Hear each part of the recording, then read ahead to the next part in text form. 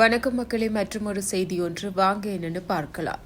Sun டிவியில் ஒளிபரப்பாகி வருகின்ற எதிர்நீச்சல் சீரியல்ல குணசேகரன் அடிபட்ட பாம்பாக குத்துவதற்கு தகுந்த நேரத்தை பார்த்துக் கொண்டிருக்கிறார். அதே நேரத்தில் இனி இந்த வீட்டில் மருமகளாக ஒரு நிமிடம் கூட இருக்கக்கூடாது என்று முடிவு பண்ணிய பெண்கள் வீட்டை விட்டு கிளம்ப முடிவெடுத்து விட்டார்கள். ஆனால் இவர்களை இப்படியே விட்டுவிட்டால் தலைக்கு மேலேறி உட்கார்ந்து விடுவார்கள் என்று குணசேகரன் பக்காவாக பிளான் போட்டார்.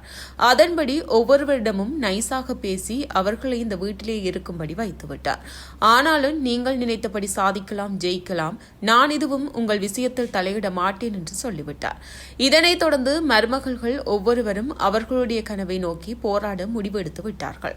அதற்கு முதற்கட்டமாக நந்தினி தயாரிக்கும் உணவு வகைகளின் பவுடரை வைத்து பிசினஸ் பண்ணலாம் என்று பேங்கில் லோன் கேட்க கிளம்பிவிட்டார்கள். ஆனால் அங்கே சொத்திருக்கும் நபர் யாராவது ஒருவர் ஜாமீன் கையெழுத்து போட்டால் உங்களுக்கு லோன் கிடைத்துவிடும் என்று சொல்கிறார். பிறகு குணசேகரன் வீட்டு மருமகள் என்று தெரிந்ததும் அவரே வந்து ஒரு கையெழுத்து போட்டால் போதும் என்று பேங்க் மேனேஜர் சொல்கிறார். இதை கேள்விப்பட்ட நந்தினி அப்படி ஒரு பிசினஸும் தேவையில்லை, பணமும் தேவையில்லை என்று வீரமாக பேசிவிட்டு வெளியே வந்து விடுகிறார். இதனைத் தொடர்ந்து அடுத்த கட்ட முயற்சி எப்படி எடுக்கலாம் என்று வழக்கம் போல் 4 மருமகளும் சேர்ந்து பேச ஆரம்பித்து விடுவார்கள்.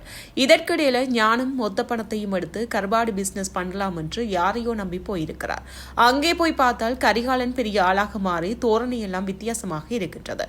கடைசியில கரிகாலனுடன் கூட்டணி வைத்து ஞானம் மொத்த பணத்தையும் தொலைத்து ஏமாந்து போய் நிற்க போகிறார். ஆனால் இதற்கு பின்னணியிலும் குணசேகரனின் சூழ்ச்சிதான் இருக்கு. எப்படியாவது ஞானம் வைத்த பணத்தை அவரிடமிருந்து உருவிவிட்டால் ரேணுகாவின் நம்பிக்கையை உடைத்து விடலாம் என்பதற்காக இந்த மாதிரி வலை விரித்திருக்கிறார்.